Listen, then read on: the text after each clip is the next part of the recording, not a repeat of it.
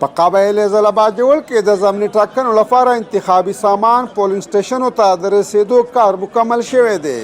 د اتوار په ورځ کېدونکې دغه ټاکنې چې د قامي اسمبلي په حلقه اتم او د صوبایي اسمبلي حلقه 22 باندې کېږي. د انتخابي سامان پولینګ سټیشنو ته د رسیدو کار نن مازدیګر مکمل شو.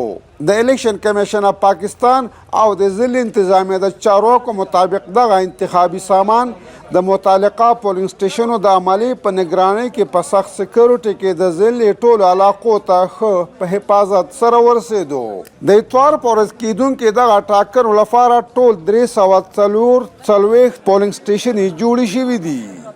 د الیکشن کمیشن اف پاکستان مطابق پولینګ به سهار د 8 بجو نه بغیر د وقفې د ماښام د 5 بجو پورې جاري وي. انوار الله خان، سونو FM نیټورک، باجوړ.